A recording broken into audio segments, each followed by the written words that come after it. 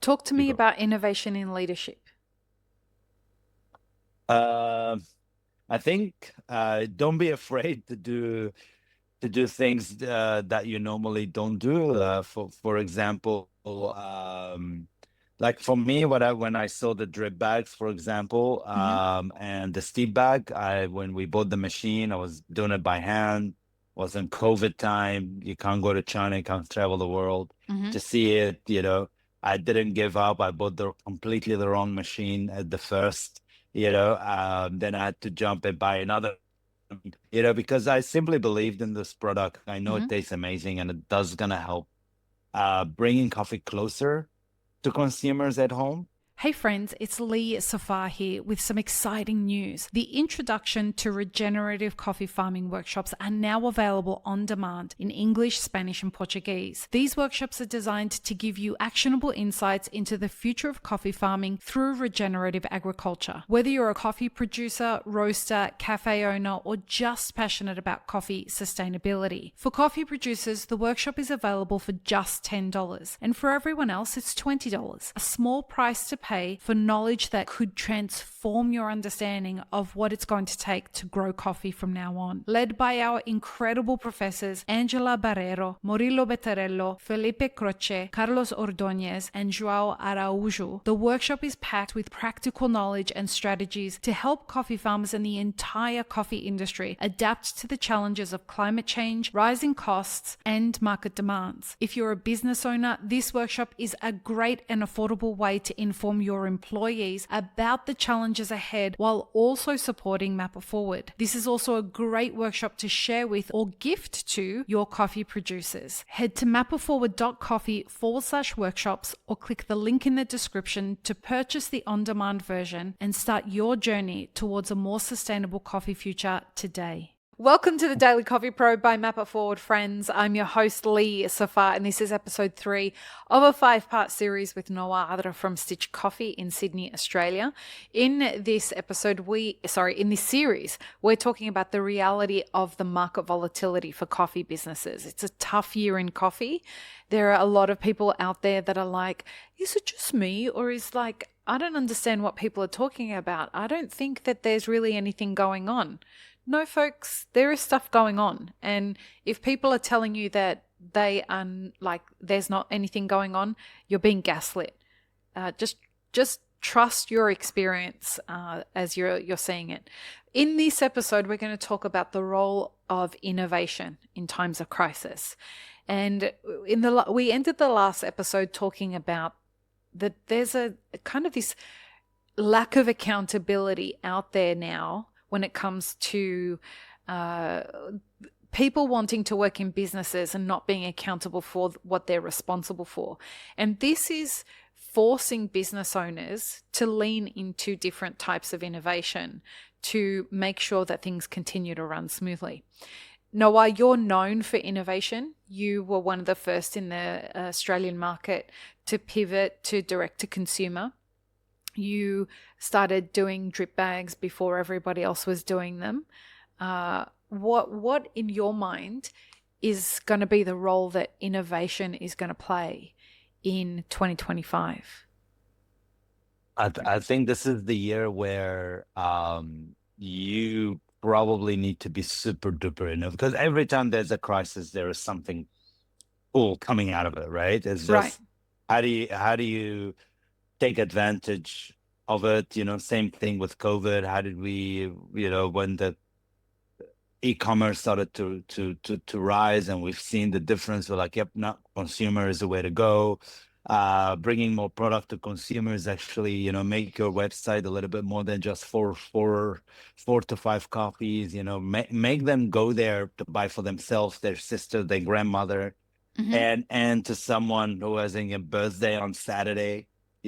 So it's really about how do you give them a bit more of a solution on your e-commerce rather than just beans and that's it. So I think the beans in the bag is great. Is probably the bread and butter. Is like having a bread roll in a bakery, but bread roll is not gonna cut you. Not the only thing. You have to really come up with the new ideas, new shape of breads to keep them buying other stuff and really exploring. So to be innovative right now is probably the most important part, and learning which and where to put your money in, and how do you market it, I think is going to be a very, very big lesson to learn, Um, Talk to you me go. about innovation in leadership. Uh, I think don't be afraid to do things that you normally don't do.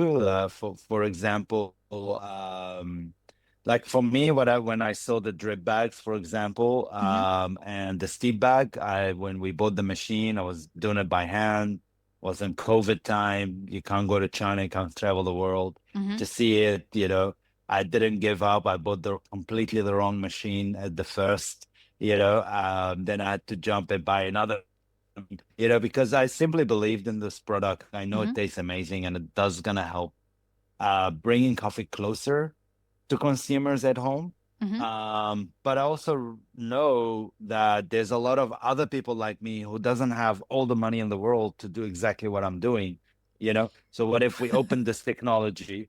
You know, Bro, you have all the um, money in the world. Is that what I'm hearing? I don't, but I just did it. you know, and I realized if you're gonna get the return on investment just by yourself doing 20 bags, a It's not day, gonna it's not work. it's not gonna work, right? But then we started and we opened up the technology, and it's about learning how to share what you have as well. So understanding that you're not the only one who only struggle with this, but if you have other people struggling together and they're all coming together and try to turn that wheel together to get the consumer to adapt to a whole new product, I think this is the most powerful way of being innovative as an industry or as a collective group. And that's exactly what happened with the drip bag and the steep bag, where we took that initiative, we invited people in, we said, let's do the smallest. What do you want? 500 bags, 200? It doesn't matter. The thing is, when you have a brand new innovation or something you want to bring in to a brand new market, you rarely should say no. Say more about that. So you rarely, like what I'm trying to say is, you need to be the person that's like, hey, I need this done. I've got this brand new coffee. I need to make it happen, but I want my own branding on the bag. Can you do it in 5 weeks, right? Yeah. 5 to 4 weeks. I can tell you right now, we pick up the phone, we spoke to China, we did this. I was able to do it in 4.5 weeks, shipped over here, printed. Right. And I made, do you get what I'm saying? So I do. I want to caution everyone here. Okay. Rarely will you meet a human that has the risk appetite of Nawar. And and that's a good thing, right? And the reason I say that is because Nawar has fashioned his life to be able to take these kinds of risks, where whichever way it's going to go, he is the person who ends up bearing the brunt of it. And the reason I say I want to caution people here is, if you have 3 kids and your business and your income is dependent on the decisions and the way that you innovate in your business, perhaps you need to adjust your risk appetite. Nawar is a fucking savage when it comes to this stuff, and I mean that in the best possible way. You cannot stop him. When he has it in his mind that this thing is going to get done, he will move mountains to make it happen, and everybody will be conspiring to his success, because he's demonstrated that he can do this. But it's not just because, Nawar got it into his head that he's going to do something, so that's fucking it, it's going to happen. No, we've all watched Nawar have crazy ideas, take them to market, figure out and adjust, and then go again. And because of that, when he gets an idea to make something happen in 4 weeks, when it should take everybody else 7 weeks, we know it's going to happen. Right? Yeah. If you're listening to this and you are buried under a shitstorm of things and you think that, well, I can just agree to everything and just make it happen, I'm not saying don't do that. I'm saying check how much room you have to move in that scenario. He is a seasoned professional at saying yes to stuff and making the impossible happen. But he's practiced at it, right? Like we had to learn how to do this stuff, right, Noah?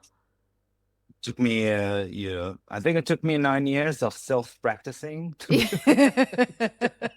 of all the mistakes and the stupid stuff that I've done, But having said that, guys, really, not everything we do is always success. There's a lot of product that really didn't take on. There's a lot of mistakes that happened that wasn't the right decision. So. And you have to accept that, and but you can't stop yourself by just saying, "Hey, this one, it didn't work, and that's it." Like when we did the first couple of drip bags, we did them.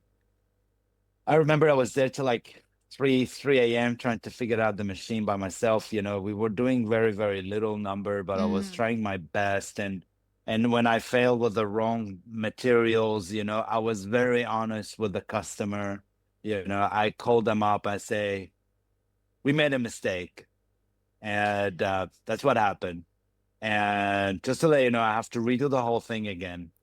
And I'm going to try to get it done in 3.5 weeks. It happens. I'm telling you, like we've lost thousands of dollars because you don't know yet, you don't know how it works, And that was my point. Like there's a journey to learning how to fail well and make a correction.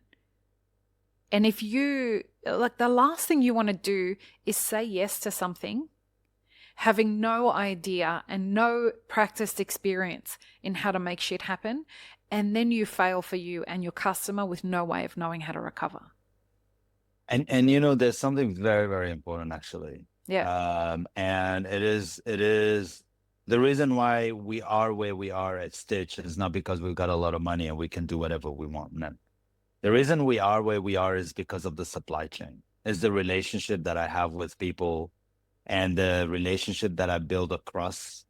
And the people who are on the other side of the world are willing to do anything to help you out, to get you across. That is actually one of the main reasons why you're going to be successful in time of crisis is when you have not 100%. Just your team working next to you. I can give you a very good example it's funny because, when you're born and your life is going to be hard because you're a freaking Taurus. I'm a Pisces, so we're all good. The drip bag machine decided one of the motherboard, it decided literally one of the motherboard to die on Friday, right? Fuck. Now, Saturday is the Chinese New Year. No. Okay.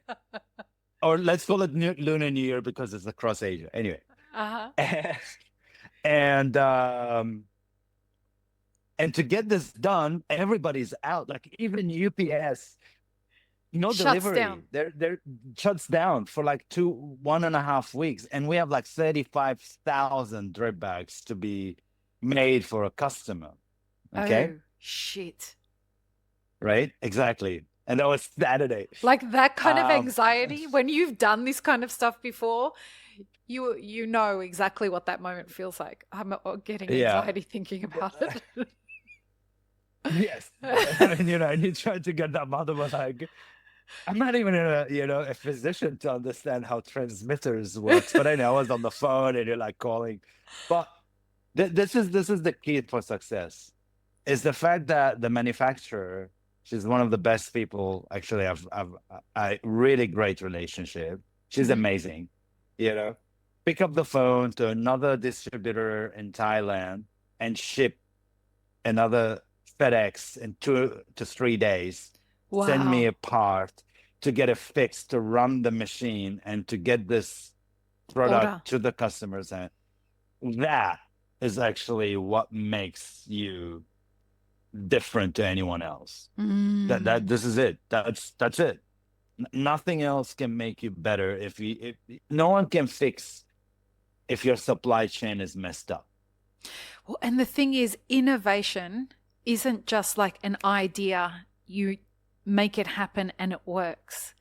Innovation, particularly in times of crisis, is one of those things that requires everything to come together at the right time so that even while you're failing, you're winning. Exactly. And that's a crisis. And how you did it is just great relationship. It's just being so good to I actually sold them a machine into other part of the world in Colombia. Right. Everybody who called me, because that's how it's gonna work. Exactly. And that's how we're gonna navigate through it. The relationship with importers. Yeah, we don't have all the relationship with farmers because we normally don't go straight to them. But we are connected through importers, through exporters, through other people. They all have very good relationship together. We build up through the years. So now it's the time where when the crisis hit, everybody respect you. Everybody want to help you. Everybody knows that you paid on time. You were there for them when they needed you. Now you're kind of getting that fruit of that relationship. You're harvesting the good part of it. That's what's going to make you improve moving forward. But it doesn't need to be you have the best technology in the world. No, you don't. You actually just need a very good supply chain that really work together in such a strength that anything that you need, these people are looking at you as one of theirs or one of them, willing to do whatever it takes to keep you going. And I think that's the secret for it. It's really simple. Tell me, do you think that everybody can innovate? Or do you think that it takes a special skill set to be an innovator? Or can people learn how to be innovators? I believe so. I mean, I wasn't just born being an innovator, I think, even though I did create one game for my friend. They've never forgotten ever since I was a very tiny baby. I did. We can talk about it later if you want. Okay. But it's but I did actually. It was a football I didn't know game, this about you. We played it for like 8 years and that's throughout awesome. childhood, but yes, I think yes. It depends what your goal in life. It depends on your hunger. It depends on where you want to be. It depends what type of impact you want to, get other people to feel that impact. It's really on I think in your own vision, where you want to be, it will really dictate the type of, road and direction that you're going to take in life. And you need to be a person that actually one of the big traits, you have to be a person that ready to be hit left, right, and center, and not giving up. That's probably the hardest one, because sometimes nobody wins and nobody loses. Is actually someone just let go. That's right. It. Now you're not a winner. It's just someone else decided to, like, you know what, I'm just gonna drop out.